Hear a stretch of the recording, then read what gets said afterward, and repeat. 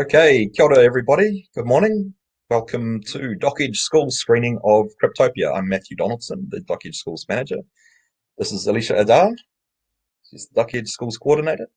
We'll give people a few minutes to enter the room, but we're lucky enough to have hopefully a speaker at the end of this. It's just been a matter of pinning them down. So hopefully at 11:30 after the film, we'll have a conversation with a cryptocurrency aficionado who has been trading crypto and has a good understanding of blockchain.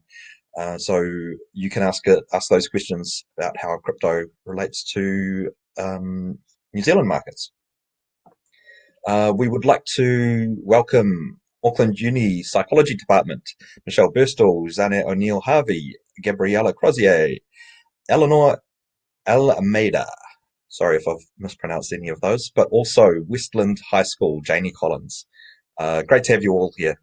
And before we kick into it, we have to and would like to and would love to acknowledge Ray Foundation. The Ray Foundation have made the entire Dock Edge Schools program possible, and we're very grateful for the support because these are ideas that need to be heard, these are voices that need to be heard, and don't often get heard in a mainstream educational context or within even within social circles. So we're happy to open up the conversations and take it from there. Alicia, now you've seen the film. I've seen the film. Some of it's still kind of baffling, and some of it is becoming clearer. What's been your journey to understanding cryptocurrency and blockchain through this movie? Well, my journey has started from zero information. So, yeah, it's been a long journey. It's been great watching this, learning, talking to people about it. So, yeah, I think that for me, it's just like a whole new world I never knew about. But it's really interesting, and also really interesting for talking about security and like digital security.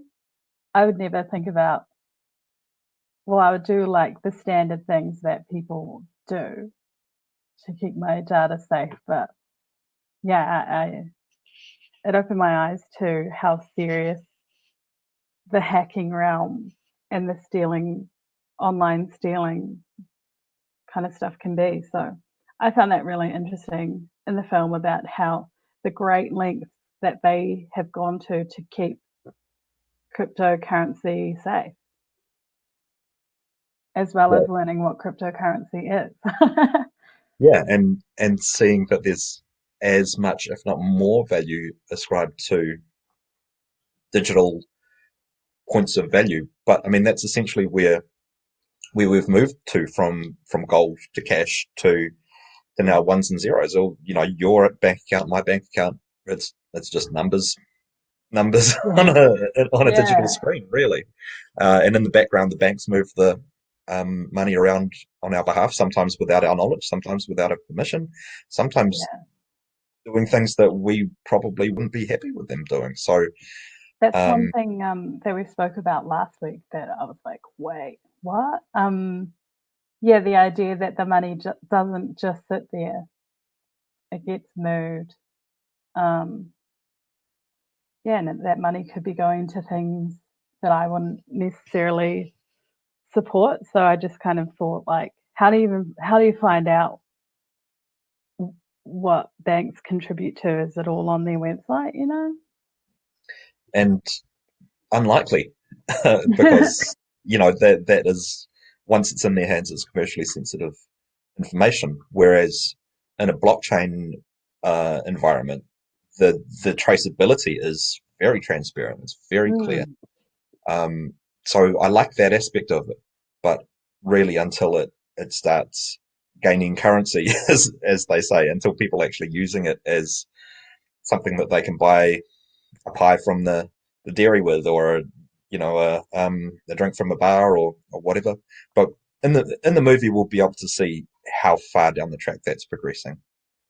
Okay, well, we're almost at 5 minutes. We're not going to talk your ear off. We're gonna kick the movie off, and we would like everyone to push play at the same time. Now, Alicia has posted that link in the chat box. If you can't see the chat box, uh, click the three red dots, and there should be a link that appears, which is schools.docedge.nz film Cryptopia, Bitcoin, blockchains, and the future of the internet.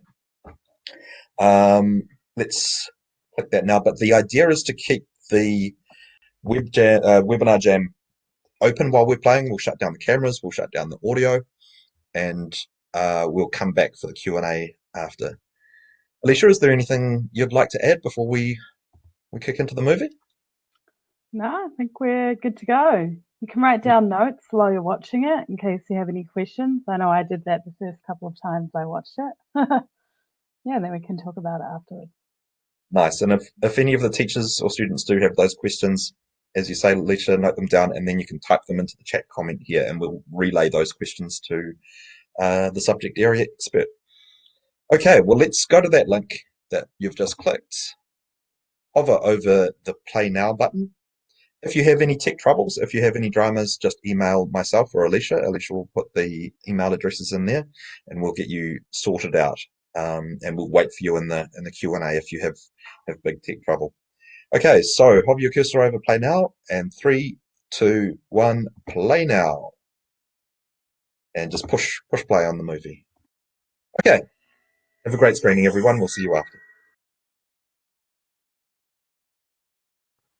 What did you think of that, Alicia? Yeah, I love the film. I think it's incredibly interesting. It's interesting how the blockchain community have their own beef. Yeah, but I guess that could be true to a lot of people starting a movement, having different ideas and opinions. I liked it because they kind of just gave us the facts, you know. Well, it was a bit, I might say it was a bit biased, but yeah, I like how it was coming back to it after a previously made documentary as a follow-up. Yeah, I do like a follow-up documentary where if there's something new, if there's something techie, and you don't know how the future is going to unfold, then following it up with, so this is what happened, kind of documentary. I think it's great. Hey, so I can see Toda is in the room. Toda, if you can click on or tap that blue circle next to the mic icon. Not sure if it's up the top or to the side. But yeah, it'd be great to have you on camera and on mic if you can find those little grey. If they're unmarked, they're grey. If they are marked, they're blue. There we go, Toda. Kia ora. Oh, we still can't hear you, so you need to click the microphone button as well. Kia ora, kia ora. There we go. There we Hey, go. hey, yo, we're on. Awesome. Oh, sorry, guys. Man, that was a bit of a process. I can see why, Matt, you told me to check, early this morning. And yeah, I thought I was all good to go. But yeah, for some reason, I was still having technical difficulties. Otherwise, hey, we're here. That's the main thing. Here we are. And I mean, I think that's a good metaphor too for how we've transitioned into this time of cryptocurrency and blockchain. There are still a few things to work out, right? There's a bit of understanding yet to come about how it's going to operate and who's going to be in charge and if anybody is going to be in charge. So what are your whakaaro? What are your thoughts on this kind of process, where we are in the timeline of things, and how that might affect us here in New Zealand, and particularly for Māori as well? Yeah, absolutely. Just to clarify your question, Matt, you're talking about regarding obviously cryptocurrency and what does that look like for us right now, this very moment? Is that right, Matt? Yeah. So yeah, I mean, if you can position us on a timeline, if you like, for New Zealand of where we are now, how far we've come, and what do you think it might look like in the future? Absolutely. So if I was to give an estimate in regards to where we are right now, I'd say we're probably looking in terms of a mass adoption of cryptocurrency.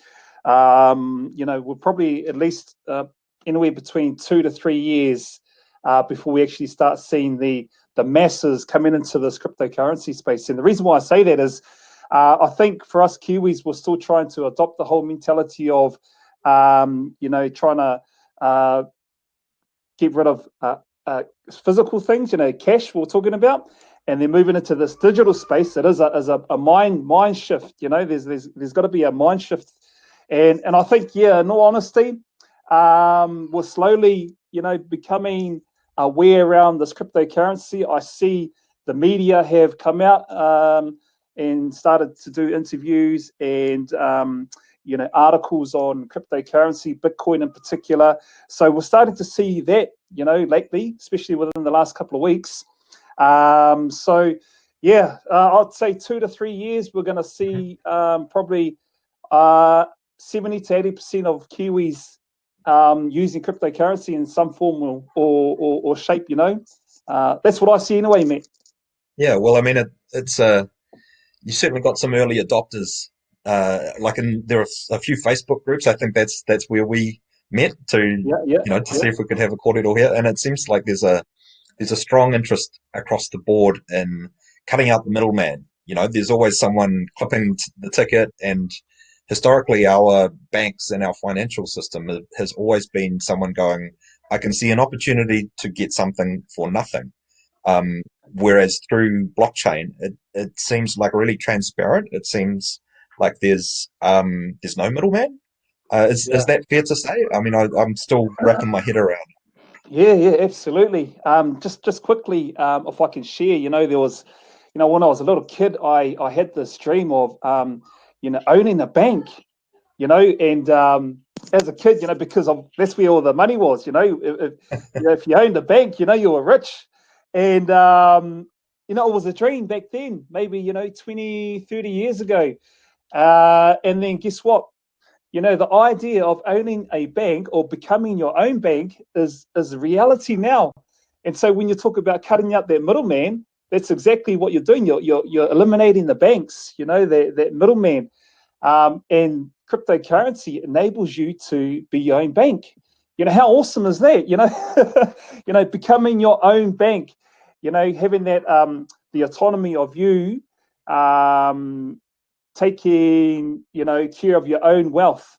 And so I remember coming into the space probably about eight years ago, hearing of it, and then one of the things that caught my attention was exactly that. It eliminates the banks, and you could see why the whole financial system was trying to eliminate cryptocurrency, and that's exactly why, because it was cutting out the middleman. Unfortunately, they couldn't stop it, and we see today that banks obviously, can't stop this cryptocurrency thing. So what they've done is they actually tried to, incorporate it into their system somehow, and we're seeing that with a lot of financial institutions around the world, banks, coming into this whole cryptocurrency space. So, you can be your own bank, and you can have your own bank now, whānau. Yeah, well, I'm keen because I was kind of sold by the movie a little bit, but then there's always that thing in the background of my brain going, there's always some way that the powerful are going to, get hold of other people's good ideas and co-opt them and so on. And that comment that Torsten Hoffman, who's the director, he said it's now the splinternet, and we can see that there are different countries who exert different types of power over different types of internet. You saw the WhatsApp is not in some countries, and Facebook's not in Bangladesh. How dangerous do you think it is to invest a whole lot of your personal wealth and then that be co-opted by a government or a who knows what the future powerful entity might be? But absolutely. How safe do you think it is to invest your personal wealth? Well, I can't really comment on that, Matt, other than to say, you look at governments who, were totally against this when cryptocurrency first came out. And when I say against it, they try to put a stop to it. And then now you're seeing the slowly transition of governments regulating it, putting laws and and limits around it because they couldn't stop it. So now what we'll find is that they're putting regulations in place to still try and control, cryptocurrency, which is still amazing. In other words, how can we, still take control and then clip the ticket along the way in some cases, for many governments. And that's why, you're seeing the issue with, WhatsApp and, the social media sites that are, unfortunately, in some countries don't exist. So, yeah, I think with what we're starting to see is, and we're still in the early stages of it, governments that are gonna, yes, regulate it, but also the power of what we see with blockchain technology is ever evolving. So we can see a law that comes out around cryptocurrency, and then 2-3 months later it changes because of the fact that blockchain is ever changing.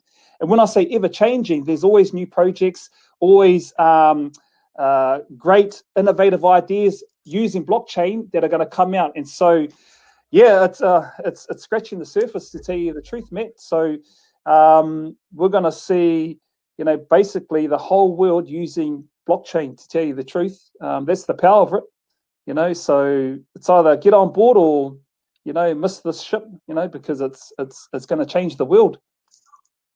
Well, from what I've seen, I'm really excited about the future, and we actually have in our festival another documentary called The Forum, and it's about the World Economic Forum, where previously it's been quite a hidden meeting where heads of state, heads of government get together with business leaders and start talking about how to plan for the future, financially, economically, environmentally.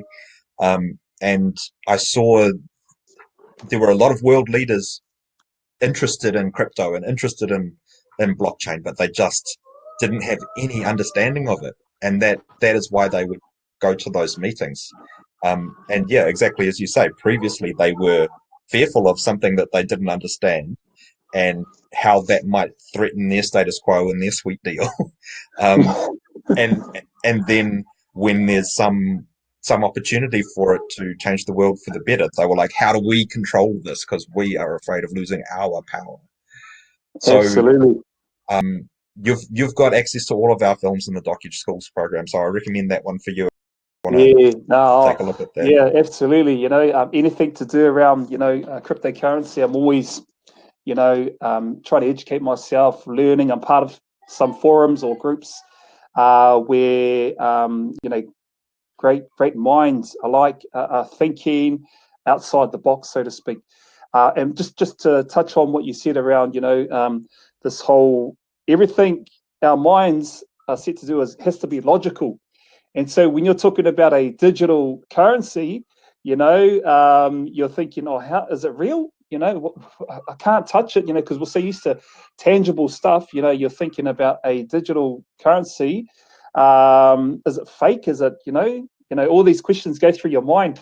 And so, like I said, it is a mind shift for, in particular, our people anyway, in New Zealand, especially for our Māori people too, because we do sort of videos to inform our audience on our page around what is cryptocurrency, how do you use it, is it real, all these questions a lot of our whānau asks, and because it's about educating them, bringing them up to speed of what technology is currently out there, what currencies, what do they do, etc. So yeah, I'm learning too, Matt. I'm no self-professional myself, but I'm definitely keen to watch those videos. What about you, Alicia? What practical applications do you think it would have, and especially in Aotearoa, New Zealand? Is there a particular thing that can benefit us here as opposed to the rest of the world, or do you think it's more about joining a global community now? Well, I really like the idea of sovereignty, which we had talked about previously. So I really think that is how we could contribute to the cryptocurrency world, as a bunch of people believing in their own sovereignty and not particularly, we've talked about where the money goes when you put it in the bank.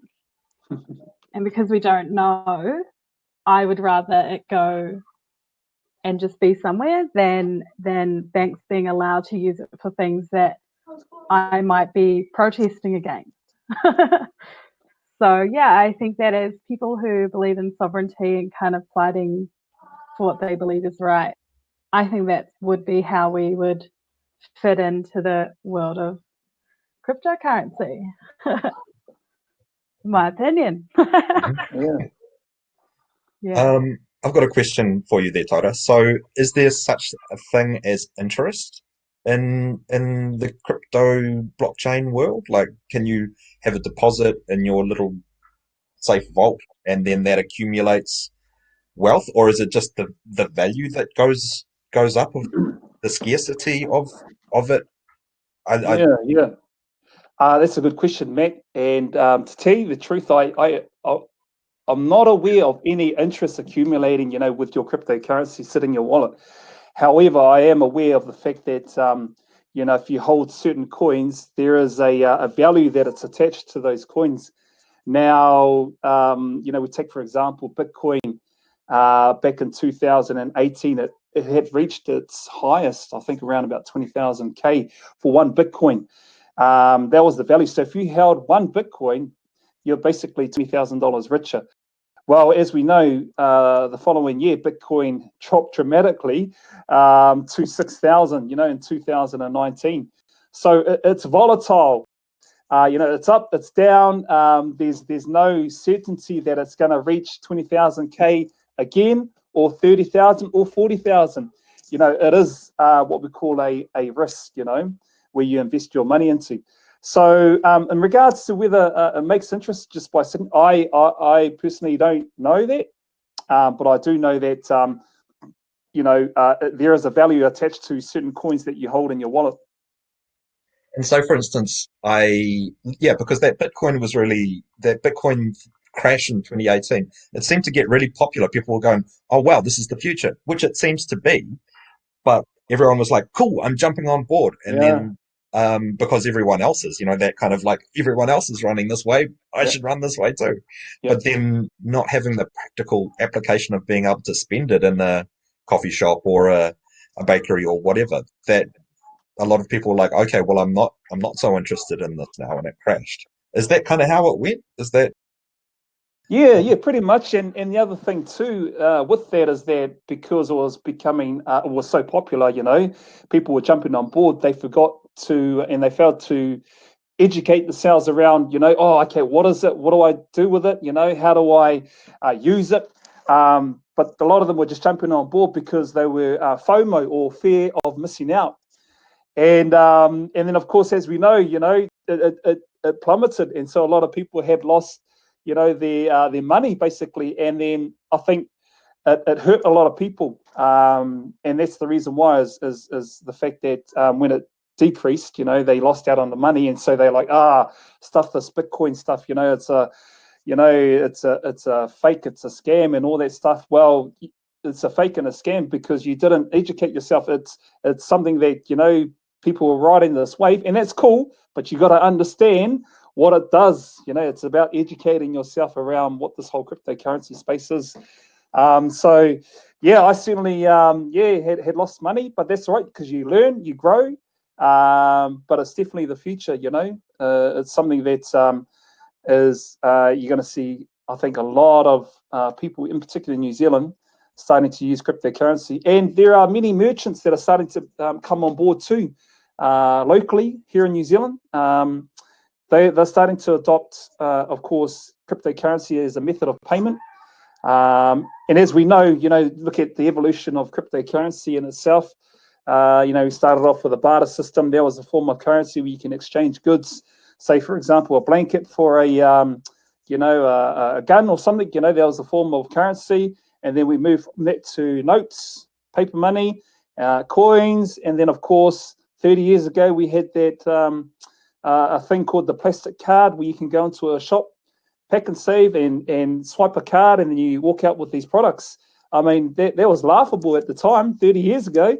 People thought, how could you go into a supermarket, swipe a card, and then walk out with these products. That's Yeah, my paper and my metal is much more valuable. that's right, exactly. Yeah. Well, we know that the plastic card is the most common method of payment today. Well, guess what? Introducing and welcome on board, the cryptocurrency, because that's the transition that's happening right now, is doing away with plastic cards and basically using your phone, to make purchases. So yeah. Can I ask So you a question about using Bitcoin to buy things? Because in the film, it talks about how someone had purchased a bag of coffee for like 2 or 3 or whatever Bitcoin, but then the value of that Bitcoin went up so much. Did he say that he spent like $25,000 on a bag of coffee? Like, can you split up a Bitcoin? Or because I feel like I like the idea of cryptocurrency, but then that particular part of it being like, this guy spent Yeah. thousands of dollars on a bag of coffee. Absolutely, Alicia. And to answer your question, that's right. If you got one Bitcoin, you're obviously what's the say, for example, the value of Bitcoin now is around about $10,000 for one Bitcoin. So in other words, if your coffee costs say $5, a Satoshi or a part of that Bitcoin will come out, not the whole Bitcoin.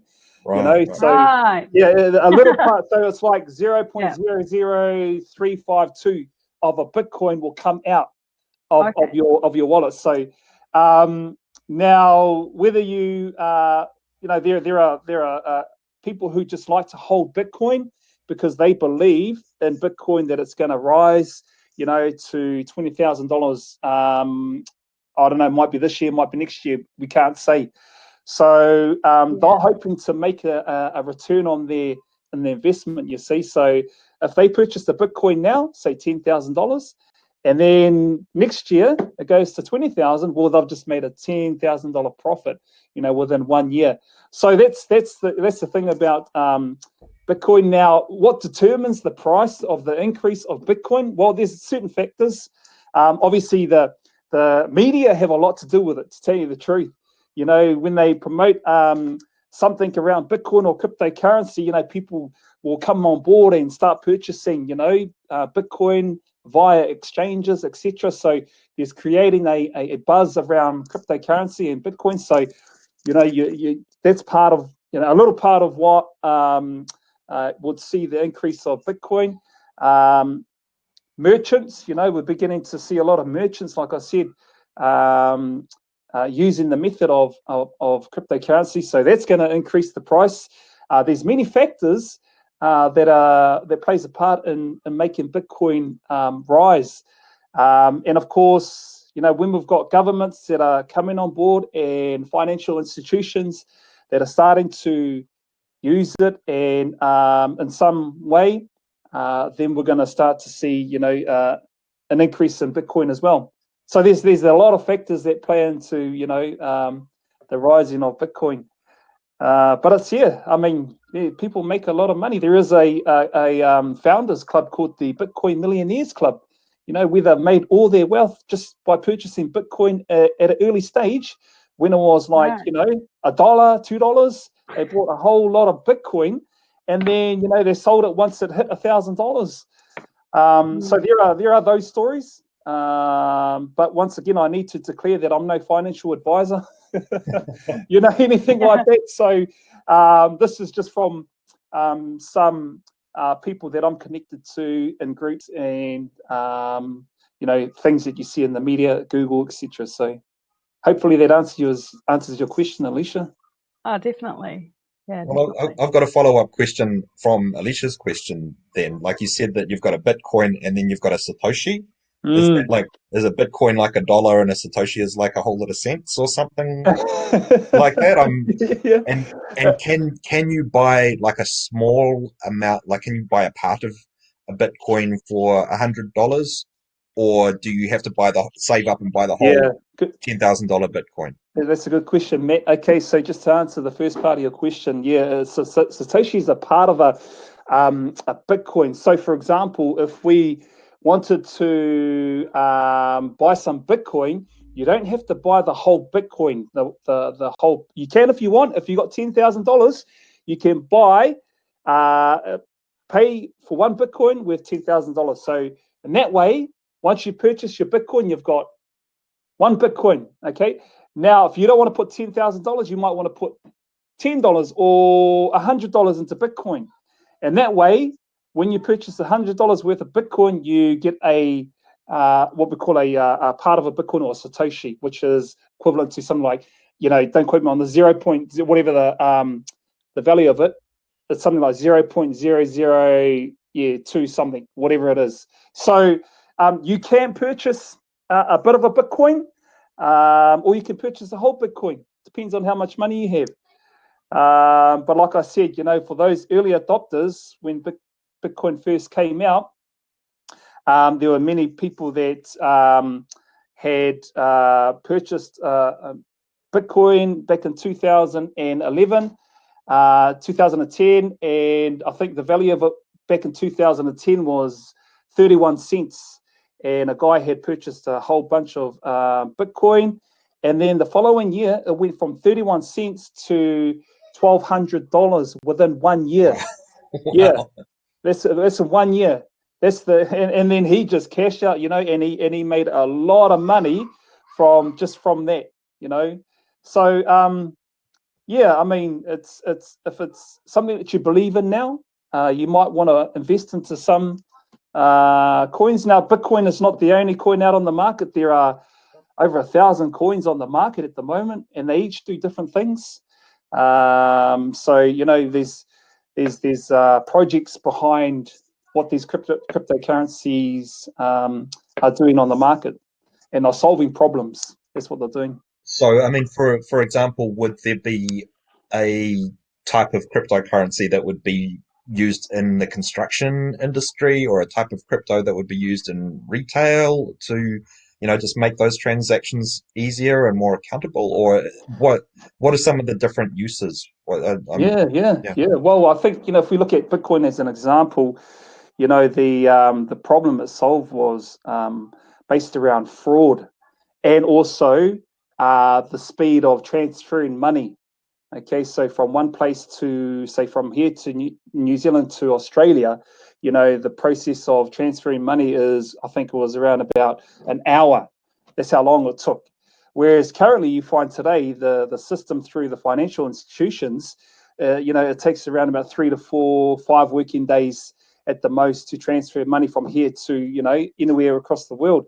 Now, it doesn't actually, to say the truth, it doesn't actually take that long for the banks to transfer money, 3 to 5 working days. They just say that because, and this is what I've heard, what they do is they invest your money into the Forex market, they make interest on your money, and then they transfer the money to wherever it needs to go. So that's the other way about, why, banks are so up in arms around this cryptocurrency, because it eliminates them in that respect without clipping the ticket. And then, of course, if we have a look at what's the second coin on the market, we're looking at Ethereum. Their solution is all around smart contracts. Obviously, we're all familiar with the contract. I have a contract with my organization, and there's the agreement between myself and my workplace, my boss, and that might be around how much I'm getting, the hours I'm working, etc. Well, smart contracts on the blockchain, which is Ethereum, enables you to exactly come up with that agreement. And once it's set, it's set. You can't change it. It's immutable. These protocols on the blockchain cannot be changed unless, these two parties agree. And that's the great thing about it. It's transparent. So you got a contract between one party and another party. Cool, it's settled. Let's make the transaction. Boom, and it's done. So I mean, Ethereum is number 2 on the exchange, and then we've got XRP sitting at 3rd place on the exchange at the moment. XRP's solution is the speed of transaction. Oh my goodness, the speed of transaction of transferring money from one country to another. So we heard about Bitcoin. That takes about an hour, to transfer money. Well, XRP is the speed of lightning. Basically, you can transfer money from here to Australia in seconds. We're talking about 3 to 5 seconds. So it's obviously evolved over time. And there's some amazing other projects that are coming out. Now, it would have surprised me, with actually there's a coin that's come out, and they've done a deal with Shopify, e-commerce, online shopping. And so I'm not quite sure the name of the coin. I forgot it. But you're beginning to see, what I'm trying to say is, you're beginning to see these projects, these coins that are partnering with particular companies that'll enable faster transparency, faster transactions. That's the great thing about what blockchain has done, and everyone's becoming familiar with cryptocurrency, the blockchain, and what it does, and they're trying to, basically make some profit from it too. So you can come up with your own coin if you got a solution a problem that you can solve, then you can make your own coin, and that's the great thing about it, and that's the reason why, man, there's so many coins that are coming on the market now. It's just a matter of which ones you would want to invest in. Sounds great. Sounds like a fascinating future, and one that you're really passionate about. So we're looking forward to hearing from you again next session. Absolutely. This time next week. And hearing more from you, so we can talk more with the students and more with the teachers. And and if you're all good, we'll keep a recording of this, and we'll put it up on our webpage. And people can access this mātauranga from you. Absolutely, Matt. Yeah, and happy to help out. I think it's a great thing that you guys are doing, especially entering our schools and talking about cryptocurrency, because that's what's needed. Nowadays, I'm teaching my kids, 8, 10, and 12 about cryptocurrency.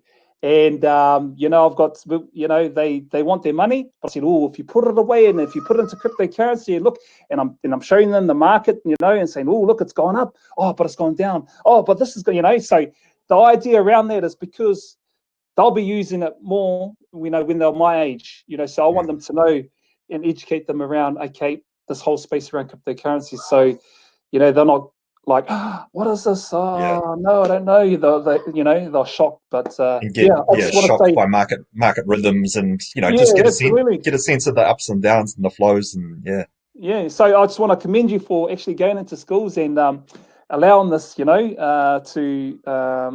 inform our tamariki, which is awesome.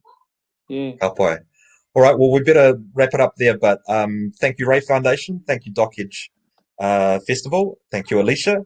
And thank you to you, Tara. We really appreciate you spending the time. So maybe we'll be spending some crypto as well. Alrighty, well, Kapai, we'll catch you all next week, and look forward to hearing any feedback that any of the teachers and students may have. Okay, ka kite, and we'll catch you next week. Ka kite.